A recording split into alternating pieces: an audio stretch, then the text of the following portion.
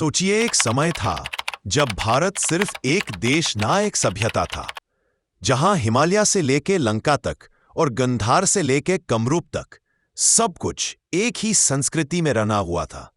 ना लैंग्वेज रुकावट थी, ना धर्म में फासला। लोग दूर दूर से आते सीखने, जीने और जोड़ने। उस जमीन को कहा जाता था अखंड भारत। आज वही जमीन टुकड़ों में बांट चुकी है। पाकिस्तान, बांग्लादेश, अफगानिस्तान, नेपाल, भूटान, श्रीलंका। लेकिन क्या कभी ये सब एक थे? और सबसे बड़ा सवाल, क्या अखंड भारत वापस बन सकता है? अखंड भारत एक पॉलिटिकल मैप नहीं था, ये एक भावना थी, एक विचार था, एक जीवन दृष्टि थी। रामायण के लंका तक के सफर में, महाभारत के गंधार और मद्रा देश में, और अशोका के साम्राज्य में हर जगह एक ही सोच छुपी थी, भारतवर्षा। ये सब जगह आज अलग हो चुकी है, लेकिन कभी ये सब एक थे, एक सिविलाइजेशनल इकोसिस्टम का हिस्सा। नालंदा से लेकर तक्षशिला तक, पाली और संस्कृत के विचारों से भारत की आत्मा पूरे साउथ में। लेकिन ये एकता हमेशा के लिए नहीं थी। पहले आए फॉरेन इन्वेडर्स, गजनी, घोर और फिर मुगल्स। उन्होंने संस्कृति को तोड़ने की कोशिश की। फिर आए ब्रिटिशर्स। इनकी डिवाइड एंड रूल ने हमें जाति, धर्म और राज्य में बांट दिया। और फिर आया 1947 का दर्द भरा साल, जब भारत दो टुकड़ों में बांट दिया गया, इंडिया और पाकिस्तान।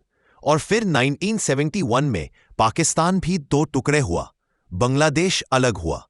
अखंड भारत एक सपना बन गया। कुछ लोग कहते हैं अखंड भारत सिर्फ एक पॉलिटिकल स्लोगन है, एक हिंदू राष्ट्र का आइडिया। लेकिन असल में अखंड भारत का अर्थ है cultural unity, not forced unification. RSS जैसे ग्रुप्स मानते हैं कि ये एक स्पिरिचुअल और हिस्टोरिकल ट्रूथ है, जहां जमीन नहीं, लोगों के मन जुड़े होते हैं। लेकिन हर सपना हर किसी को पसंद नहीं आता। साउथ एशिया के कई देश इस आइडिया को थ्रेट मानते हैं, लेकिन इतिहास कुछ और ही कहता है। अशोका का साम्राज्य कंदाहार से कन्याकुमारी तक था, गुप्ता डायनेस्टी बंगाल से कश्मीर तक। Buddhist monks Lanka, Tibet, Myanmar तक गए। गुरुकुलों में अफगानिस्तान से श्रीलंका तक के स्टूडेंट सीखने आते। ये सब सिर्फ इतिहास नहीं, ये सब सबूत हैं अखंड भारत के। अखंड भारत एक पॉलिटिकल मैप नहीं, एक मन का मैप है। जब हम सोचते हैं कि हम सब एक थे, तब ही हम एक बन पाते हैं। आज बॉर्डर्स है, लेकिन दर्द भी है। अफगानिस्तान में भी बुद्धा है, बांग्लादेश में भी दुर्गा पूजा है, पाकिस्तान में भी कबीर के दोहे बजते हैं। तो क्या हम एक नहीं है? पॉलिटिकल यूनिटी मुश्किल है, शायद ना हो, लेकिन कल्चरल यूनिटी पॉसिबल है। Shared festivals, open trade, peaceful exchanges, common past. अगर यूरोप अपने वॉर्स के बाद एक हो सकता है, तो क्या साउथ एशिया नहीं हो सकता?